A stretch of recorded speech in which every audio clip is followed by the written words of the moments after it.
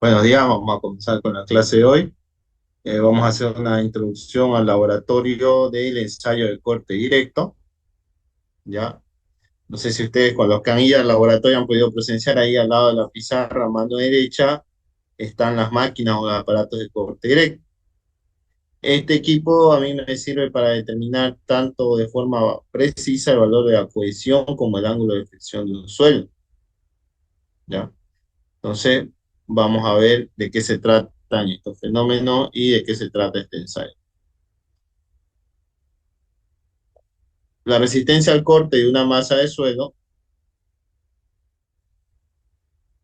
es la resistencia interna por área unitaria que la masa de suelo ofrece para resistir la falla y el deslizamiento a lo largo de cualquier plano dentro de él.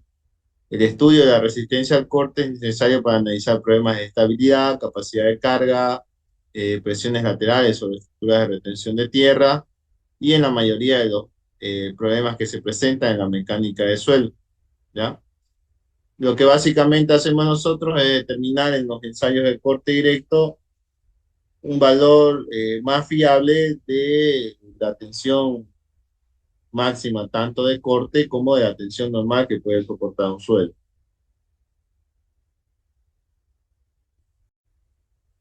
El ensayo de corte directo consiste en hacer deslizar una porción de suelo respecto a otra a lo largo de un plano de falla predeterminado mediante la acción de una fuerza de corte horizontal incrementada, mientras se aplica una carga normal al plano de movimiento. Este ensayo nos permite encontrar la cohesión y el ángulo de fricción del suelo.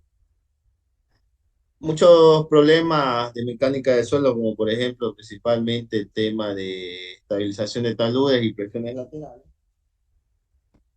necesitamos trabajar con datos más precisos, ¿ya? O sea, obtener ángulo de fricción o valor de cohesión con el SPT para ese tipo de casos no es muy confiable. Entonces, se podría utilizar el equipo de corte directo o en su defecto hasta inclusive el equipo de corte triaxial, dependiendo de la magnitud, de la importancia que tenga la obra, ¿ya? El ensayo de corte directo, si bien no es difícil de realizar, dependiendo del tipo de suelo, puede durarnos días o semanas incluso, o puede hacerse en un par de minutos, ¿ya? Eso vamos a ir viéndolo más adelante. Ahí les presento los equipos que se utilizan en la cámara de corte directo. Hay cámara de corte directo de sección circular, hay cámara de corte directo de sección cuadrada. ¿En qué varía una de otra? Bueno, la sección circular fue diseñada en unidades de libras sobre pulgada cuadrada. Entonces es más cómodo para los ingleses colocar los pesos de esa manera. En cambio, para nuestro sistema, nosotros trabajamos con kilogramos sobre centímetro cuadrado, en la sección cuadrada es más fácil de colocar los pesos, ¿ya? El ensayo es muy parecido al ensayo de consolidación. Se ejerce presión sobre una masa de suelo, pero a su vez el suelo se subdivide en dos partes, así como ustedes pueden ver estas dos secciones, y una se queda fija y la otra es empujada. Por eso es que se llama ensayo de corte, ¿ya? Predeterminamos un plano de falla, a diferencia del corte triaxial, que es ahí donde se determina cuál es el plano de falla. Aquí nosotros vamos a obligarlo al suelo a fallar en un sentido, ¿ya? Y a su vez, aplicamos un esfuerzo normal y mientras empujamos una masa de suelo estaríamos aplicando un esfuerzo de corte. Ahí tenemos los esquemas de los componentes del equipo de corte directo. Se necesitan cargas para ejercer presión normal. Se necesita un gato que genere o que se pueda regular la velocidad de empuje. Dependiendo del tipo de suelo, se puede hacer lento, se puede hacer rápido el ensayo, ¿ya? Entonces, ahí pueden ver ustedes en su lado derecho los tipos de caja de corte directo que hay. Aquí tenemos un equipo un poquito más moderno, si bien tiene diales de deformación, registra de forma automática en la computadora cuánto ha sido el desplazamiento, el esfuerzo normal y el esfuerzo de corte.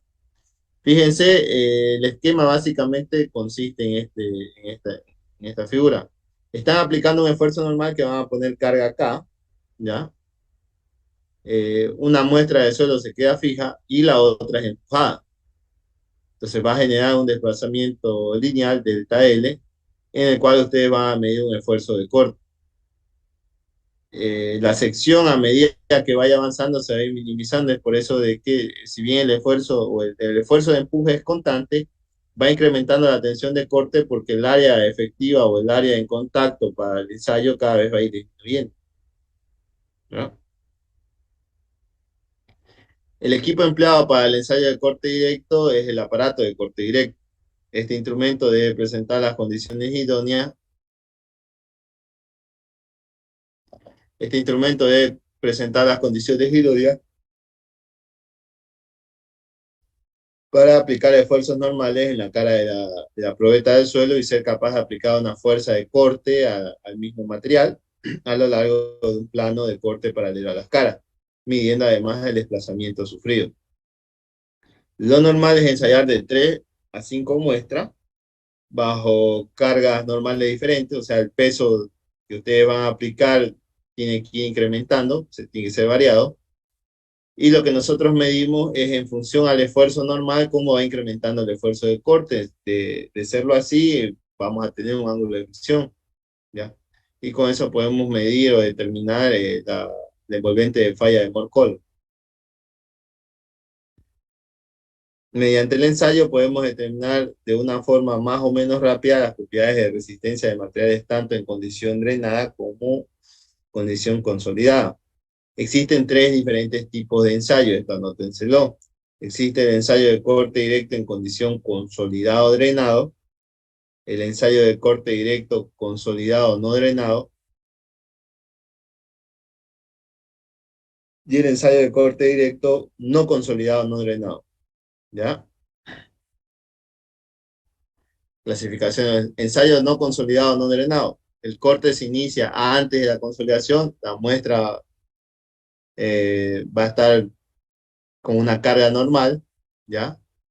Y si el suelo, por ejemplo, nos topamos con una arcilla, se va a desarrollar un exceso de presión de poro, porque va a ser bastante rápido y no estaríamos consolidando el suelo. El ensayo no consolidado, no drenado, se aplica una fuerza normal, se observa el movimiento vertical del deformímetro, o sea, estamos comprimiendo al suelo, similar al ensayo de consolidación, hasta que pare el asentamiento y de ahí recién se aplica la fuerza de corte. Y el ensayo consolidado o drenado, la fuerza normal se aplica y se demora la aplicación del corte hasta que se desarrolle todo el asentamiento. Se aplica a continuación la fuerza cortante tan lenta como sea posible para evitar el desarrollo de presiones de poro en la muestra, ¿ya? En el caso de suelo granulares, en el caso de arena, estos ensayos, cualquiera sea el método, a mí me da el mismo resultado. Tendría que darme valores muy, muy cercanos. No ocurre así este fenómeno en las arcillas, ¿ya? Mucho va a depender de la condición de saturación, de la velocidad de carga, de la velocidad de aplicación de la carga para el ensayo de corte, etcétera, ¿ya? Eh, es por eso que hay que entender si la obra a la cual nosotros vamos a hacer, el material procedente de la obra a la cual nosotros vamos a hacer ensayo, en qué condiciones está trabajando. Tenemos que saber previamente eso para determinar qué tipo de ensayo voy a hacer, ¿ya? Si elijo, por ejemplo, una arcilla de condición consolidada drenada, entonces es un ensayo bastante lento. Y del ensayo de consolidación yo tengo que determinar cuánto es la velocidad de corte, ¿ya?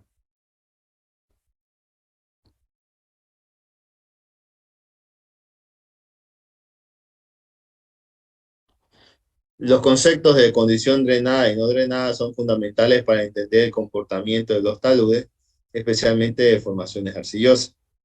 La condición drenada o no drenada depende de la velocidad con la que el agua se mueve del interior al exterior del suelo, comparado con el tiempo que el suelo soporta un cambio de carga.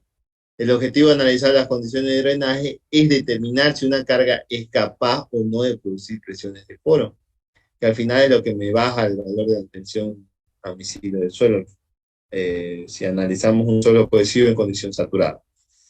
Condición drenada. Se dice que una condición es drenada cuando el agua es capaz de fluir hacia afuera o hacia adentro de la masa del suelo si es sometido a una carga y no se producen presiones de poro. Esto se debe a que el agua puede El agua puede moverse libremente al aumentar o disminuir el volumen de vacíos como respuesta a un cambio de condiciones de carga. La condición no drenada se dice que es una condición no drenada cuando el agua no es capaz de fluir en el momento en el cual el suelo está sometido a una carga y produce entonces presiones de poro. Esto se debe a que el agua no se puede mover libremente como respuesta a la tendencia al cambio de volumen de vacíos por acción de la carga.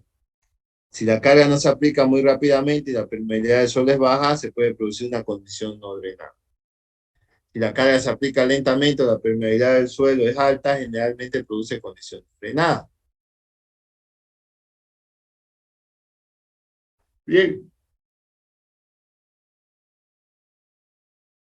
ensayo drenado de corte directo sobre las arenas. La caja de corte directo que contiene la muestra de un suelo es generalmente mantenido dentro de un recipiente que se llena con agua para saturar al espécimen. Una prueba drenada se lleva a cabo sobre un espécimen de suelo saturado, manteniendo la velocidad de carga suficientemente lenta para evitar el exceso de presión de poros del agua generada en el suelo, pero que la presión de poros del agua generada en el suelo se disipe completamente por drenaje. El agua de poro del espécimen es drenada a través de piedras porosas. Como la permeabilidad de la arena es grande, el exceso de presión de poros del agua generada por la carga se disipa rápidamente. Por lo tanto, para una velocidad ordinaria de carga existen esencialmente condiciones de drenaje total. El ángulo de fricción obtenido de una prueba de corte directo drenada en arena saturada será lo mismo que para un espécimen de una arena seca. ¿Ya? No varían sus condiciones de ángulo de fricción. No hablamos de cohesión en arena porque si bien existe es muy bajo, entonces no se toma en cuenta.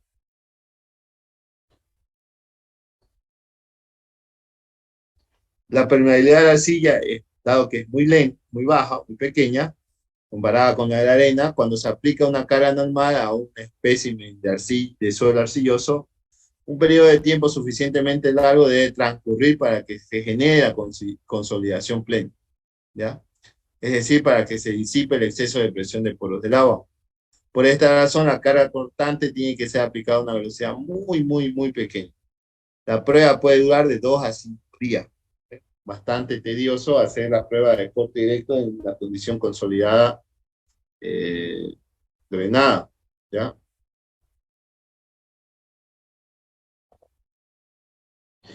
Bueno, vamos a ver cuáles son los parámetros de resistencia que vemos en los suelos. Primero tenemos el ángulo de fricción y tenemos el valor de cohesión del suelo.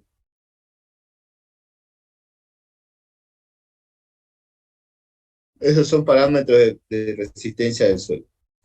En las arenas, por ejemplo, a medida que más grueso vaya siendo el material, ya por ejemplo hablando de grava, el ángulo de reposo termina siendo el mismo valor del ángulo de fricción. ¿Bien? A medida que más grueso sea el material, más nos vamos acercando a ese fenómeno.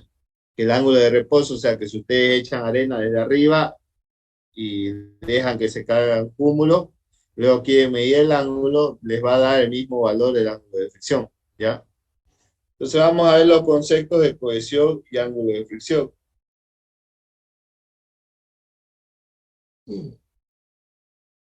La cohesión es la atracción entre partículas originada por las fuerzas moleculares y la película del agua. Por lo tanto, la cohesión de un suelo variará si cambia su contenido de humedad. La cohesión se puede medir en kilogramos sobre centímetro cuadrado, ¿ya? Los suelos arcillosos tienen una cohesión que ronda entre 0,25 a 1,5 kilogramos sobre centímetro cuadrado. Y hay suelos limosos que si bien tienen cohesión, la mayoría carece o su cohesión es bastante baja, ¿ya? Ángulo de fricción interna. Es la resistencia al deslizamiento causada por la fricción que hay entre la superficie de contacto de las partículas y su densidad. Como los suelos granulares tienen superficies de contacto mayores y sus partículas especialmente son angulares, presentan una buena trabazón y tendrán fricciones internas mucho más altas. En cambio, el suelo fino, si yo no tengo material granular muy elevado, inclusive el valor de ángulo de reposo llega a ser mayor que el valor de ángulo de fricción, ¿ya?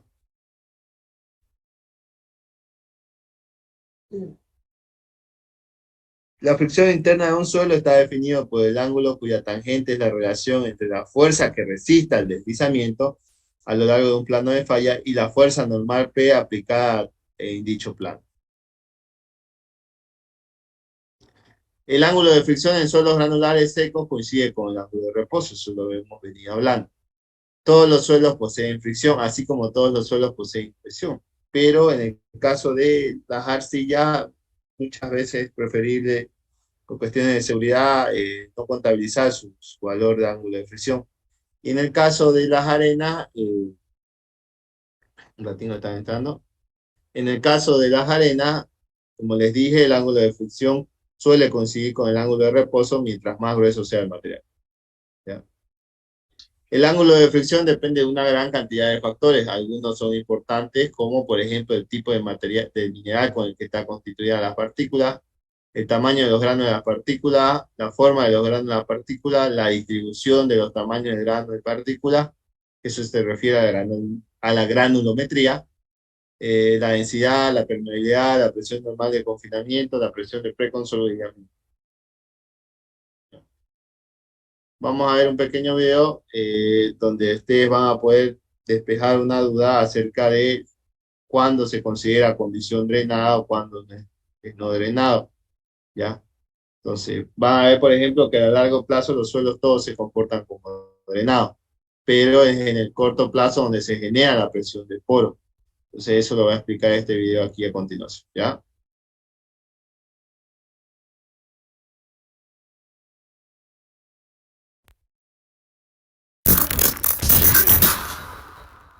Hola, bienvenidos nuevamente a nuestra sección de video técnico. Muchísimas gracias por escucharnos. En esta oportunidad quisiera hablar de la resistencia al corte de un suelo, específicamente de la resistencia al corte drenada o sin drenar. El planteamiento de este video es qué resistencia al corte debemos emplear en el análisis técnico, si la drenada o la sin drenar. ¿Por qué esto es importante? Porque para cada una se proporciona una resistencia que es completamente distinta a la otra, y la selección de la resistencia equivocada puede producir un desastre. El ejemplo clásico es el siguiente: tenemos el ingeniero A, que está en la obra dedicado a la producción, y el ingeniero B, que está en la obra dedicado a la interventoría o la inspección de la obra. Para el ingeniero A, el comportamiento del relleno del terraplén es drenado. Para el ingeniero B, el comportamiento del terraplén es no drenado. Entonces, esperamos que después de este vídeo ustedes tengan los criterios para tomar la decisión correcta y elijan una u otra resistencia. Y ahora un mensaje de nuestros patrocinadores, que en este caso somos nosotros mismos. Por favor, visiten nuestra web, que ya tiene los siguientes menús. Tiene un menú de inicio, tiene un menú donde tenemos colocados los cursos que estamos desarrollando, tiene un menú para miembros donde hay una cantidad de información que puede serle útil. Hay un menú de grupos técnicos que ya estamos desarrollando, hay un menú sobre nosotros donde explicamos lo que tendremos, y un menú de blog donde están establecidos todos estos vídeos que estamos viendo publicando. Por ejemplo, en el caso de los grupos, tenemos 8 ya establecidos. Tenemos el grupo Geo5 Soporte, que es un grupo que brinda un apoyo a todos los usuarios de software geotécnico, independientemente si está registrado o simplemente está evaluando el software. Tenemos 22 nuevos miembros, en los cuales tenemos foros, compartimos el software, damos tips y colaboramos para aplicar esta herramienta en nuestro día a día de los trabajos geotécnicos. Igualmente hemos avanzada parte de arriba, que está mejorada con el elemento rojo cuadradito, de esa forma el sistema le avisa cuando estamos transmitiendo en vivo, también le avisará cada vez que colguemos un vídeo.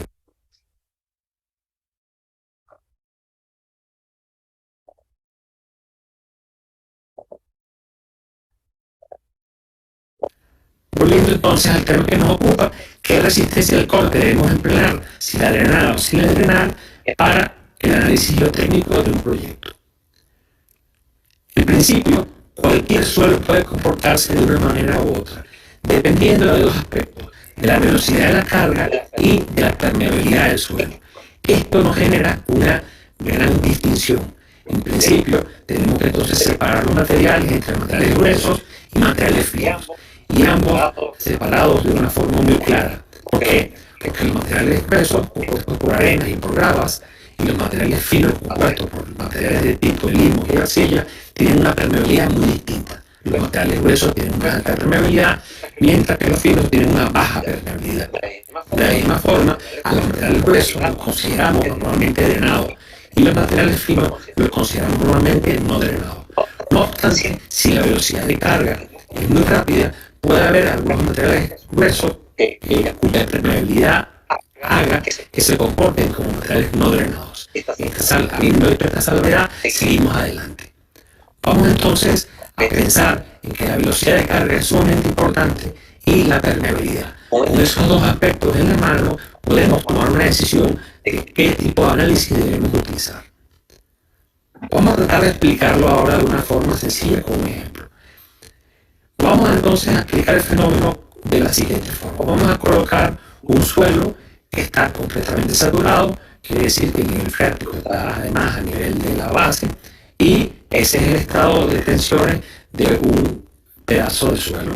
Ese suelo está en equilibrio, con lo cual tenemos la condición de reposo, y como está en equilibrio tranquilamente, está por debajo de la línea de falla. Entonces, si el suelo es drenado y puede fluir el agua libremente, al colocar una zapata aumenta la presión vertical y horizontal, por lo cual el círculo de Mohr aumenta de diámetro y se desplaza a la línea hacia el lado derecho. Entonces, por la naturaleza de este tipo de materiales drenados, este suelo cumple unas características muy interesantes. La transferencia de la carga del exceso que se produce por la zapata va directamente a los granos del suelo. Y aquí, entre el círculo de Mohr último de ese material y la distancia a la línea de falla, es lo que denominamos vulgarmente como factor de seguridad. Vamos a explicarlo desde otro punto de vista. Colocamos entonces la carga a medida que vamos ajustando la obra y tenemos el elemento del fin de la obra. Vemos como la carga vertical y las fuerzas totales va aumentando. A partir del fin de la obra, la carga no cambia, con lo cual tenemos una línea horizontal. Este es un gráfico en el cual tenemos tiempo en la línea horizontal y las cargas en la línea vertical, tensiones en la línea vertical. Ahora, la presión de poros, como material drenado y fluye libremente, se mantiene constante. Es decir, cuando aplicamos un exceso de carga, no hay cambio en la presión de poros.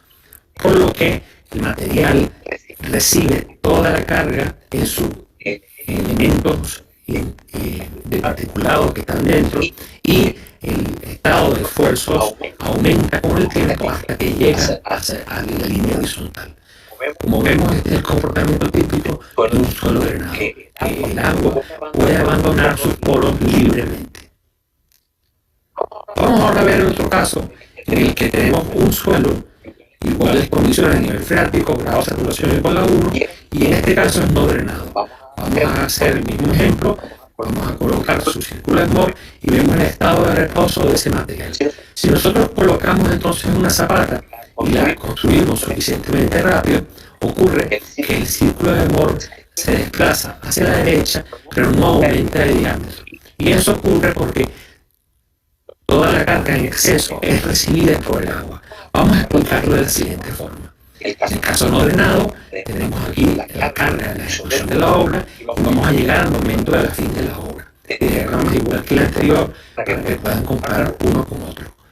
Cuando nosotros colocamos la carga, esa carga es totalmente absorbida por el agua, con lo cual la depresión del poro aumenta. Y al aumentar, como no puede fluir esa agua fuera de ese elemento, no hay cambio de tensiones efectivas, con lo cual en ese periodo de tiempo ese material se considera no drenado. Ahora bien, a partir de que el material entra completamente en carga y llega el momento de que no colocamos la carga, esas tensiones de poros se tienden a disipar y con el tiempo se equilibran, con lo cual pasamos a la condición drenada.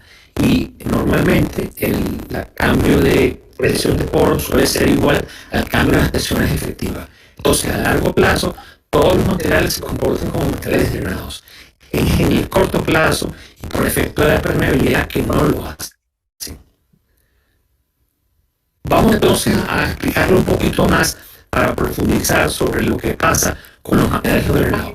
Imaginémonos que nos tomamos 3 muestras de un material que tiene la misma estructura, que está a las mismas condiciones, y hemos extraído 3 muestras y llevamos al laboratorio para hacerle un ensayo de compresión de axial, sin un ensayo C de confinado no drenado. Esta sería la línea de falla drenada, y aquí tenemos el primer ensayo, en el cual aplicamos una carga alrededor de la muestra y después aplicamos un esfuerzo vibratorio o una carga vertical hasta que se rompa. Este es el círculo de Mohr que obtenemos en ese ensayo. Si nosotros cogemos la muestra número 2 y volvemos a hacer el ensayo, aumentando la presión horizontal, el círculo de Mohr se va a desplazar a la derecha, pero la diferencia y la resistencia que va a tener ese material va a ser exactamente la misma. Y si lo volvemos a incrementar, vuelve a ocurrir lo mismo. Esto pasa porque toda la tensión en exceso originalmente es recibida por el agua, con lo cual la resistencia por desintegrar es la que manda en este problema. No aumenta la fuerza efectiva. Y este es el caso en el cual tenemos la línea de falla no drenada en comparación, fíjense ustedes, con la línea de falla drenada. Y es el caso, para que sepan, que todos estos círculos de Mohr, independientemente de la presión horizontal que le pongamos a la muestra, da el mismo resultado. Este es el caso de la resistencia del corte sin drenar, donde tenemos el phi 0. Y esa es la línea de falla no drenada. Entonces, amigos, hemos visto que la velocidad de carga es muy importante, que la permeabilidad del suelo es sumamente importante, y eso nos genera la diferencia entre los suelos gruesos y los suelos finos. Para ello hay que tomar en cuenta que los gruesos son las arenas y las gravas, los finos son los limos y las arcillas. La permeabilidad alta se la adjudicamos normalmente a los suelos gruesos y la permeabilidad baja se la adjudicamos normalmente a los suelos finos. No obstante, puede haber un suelo que tenga un caso drenado, que el ciclo de carga sea muy rápido y la permeabilidad no deje evacuar agua a una velocidad suficiente, con lo cual hay que utilizar la resistencia del corte sin drenar, hasta en el caso, por ejemplo, de unas arenas sucias con limos. En el caso de los finos, casi siempre es el caso de no drenados. Ahí no hay mucha distinción ni ninguna diferencia. Bueno, amigos, espero que esto les haya sido útil. Acuérdense de los dos aspectos importantes de esta presentación. Para elegir drenado o sin drenar, hay que elegir la velocidad de carga y entender la permeabilidad del suelo donde estamos. Muchísimas gracias.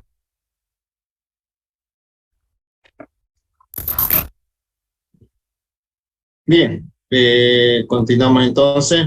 ¿Alguna pregunta que quisieran hacer?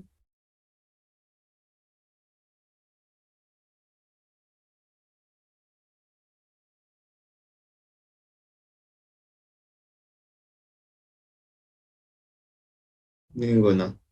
Ya. Bien, ¿de qué trata el ensayo de corte directo? Básicamente, fíjense que les decía, se confecciona, bueno, les voy a mostrar, vamos a las imágenes del ensayo, esta, ¿ya? Fíjense, ahí tenemos la parte que queda fija, ¿ya? Se confecciona la masa de suelo, puede ser extraída de forma inalterada también, en ese caso utilizarían una especie de caja de anillo de consolidación para poder extraer de forma inalterada la muestra y colocarla ahí. ¿Ya? O pueden confeccionarla, por ejemplo, en el caso de arenas de río, en función a la densidad del material. Ustedes conociendo la densidad, como tiene el volumen del interior del molde, entonces ya pueden saber cuánto va a ser la masa que deben introducir. Entonces se prepara la muestra de suelo, se la confecciona, fíjense, se coloca piedra porosa tanto por debajo como por encima, ya, papel filtro antes de cada piedra porosa. Eso se lleva, se ensambla, ahí está la caja de corte directo ensamblada, se colocan 2 tornillos y luego esos tornillos son retirados a la hora de empezar el ensayo. Fíjense, aquí se aplica la carga normal. Esto tiene un brazo de palanca muy similar al caso de consolidación que genera una palanca de 10 a 1. O sea que si yo aplico 1 kilo aquí, estaría transmitiendo 10 kilogramos sobre el suelo. ¿Ya? Si el ensayo es en condición drenada, obviamente ustedes tienen que saturar el interior de la cámara de corte directo. ¿Ya? Tienen que llenarla con agua. Y si no, la dejan así completamente, la dejan así vacía, sin agua. Siempre antes de empezar el ensayo, ustedes deben retirar estos tornillos, porque la parte superior de la cámara, de la caja de corte, tiene que desplazarse. y la parte inferior la que queda abajo. ¿Ya? Fíjense, aquí tenemos un pistón de carga que es muy similar al ensayo de consolidación, en el cual me mantiene la carga normal aplicada. Tenemos un equipo para medir la velocidad y del desplazamiento del ensayo de corte, traductores de deformación para medir el desplazamiento, para medir la deformación. ¿Ya? El ensayo básicamente consiste en poner una carga normal, aplicar una velocidad de desplazamiento y determinar cuánto ha sido el esfuerzo de corte. El esfuerzo de corte se mide sobre el área efectiva. Fíjense que yo tengo una sección inicial y a medida que yo voy haciendo el ensayo, esto va a ir desplazando. Entonces la sección que está soportando el esfuerzo de corte cada vez tiende a disminuir. Es por eso que se me genera este fenómeno acá. Empieza a crecer y luego falla. ¿Ya? Y una vez que falla, obviamente, como igual la sección se está reduciendo, entonces empieza a caer la resistencia. ¿Qué es lo que medimos nosotros? Por ejemplo, este ejemplo que ven ustedes aquí, esfuerzo de corte, esfuerzo normal, es de una arena, el esquema de una arena completamente limpia, por así decirlo. ¿Por qué? Porque carece de cohesión y tiene un ángulo de fricción bastante elevado. Entonces, fíjense, para un esfuerzo normal, yo determinaré el esfuerzo de corte máximo y generaré un punto en la gráfica. Para un segundo esfuerzo de corte normal que estoy incrementando, voy a tener otro esfuerzo de corte, ¿ya? Que va a ser mucho mayor. Un cuarto. Ya con tres puedo formar una línea y a partir de ahí determinar el ángulo de fricción y si el suelo tuviera cohesión, también la cohesión del suelo. Ahí pueden ver la caja completa, este es el mecanismo, se coloca una placa base acanalada, dependiendo si el ensayo va a ser en condición drenada o no, también esa placa base, aparte de ser acanalada, tiene que ser perforada. ¿Ya? Se coloca una placa porosa, se coloca papel filtro, la masa del suelo y en la parte superior igual papel filtro, placa porosa y el pistón de carga. ¿Ya? Fíjense, en estado inicial se encuentra así la caja de corte directo, está aplicándose una presión normal constante, hay piedras porosas tanto por encima como por debajo de la muestra del suelo, y una vez que se aplica el desplazamiento, fíjense, la superficie cortante cada vez va a ir disminuyendo el área que está soportando el esfuerzo de corte. Es por eso que si bien el desplazamiento es constante, el área va a ir siendo menor, entonces eso va haciendo que el esfuerzo de corte se incremente. ¿Ya? Y es lo mismo que vemos acá. El esfuerzo normal está aplicado sobre una misma área, ¿ya? Y el esfuerzo de corte es este de acá, que se va a ir disminuyendo a medida que yo voy desplazando.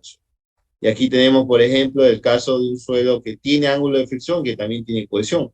Fíjense, porque no inicia aquí en el punto cero. Da un valor de cohesión, igual también a medida que yo incremento la carga normal, también se me va incrementando el valor del esfuerzo de corte. ¿Ya? Bien. Entonces, ¿alguna pregunta que quisieran hacer?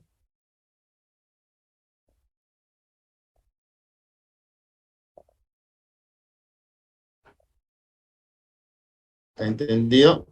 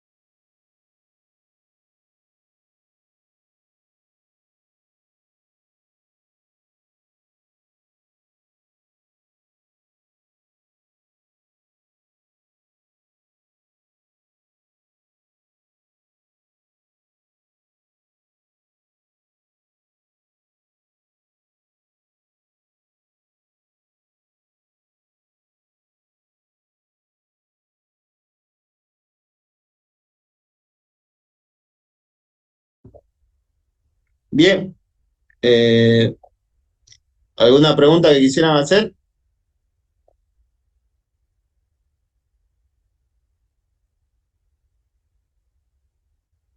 Vamos a tratar de la próxima semana, vamos a hacer los ensayos que vimos y la última semana, porque hasta el 17 hay laboratorio, la última semana hacerlo este ensayo, ¿ya?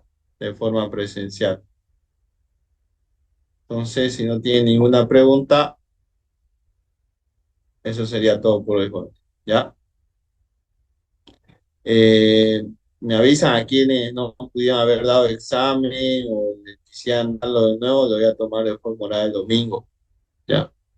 Así que si son varios, comenten en el grupo y ya fijamos la hora, ¿bien? Entonces, jóvenes, nos vemos. Hasta luego.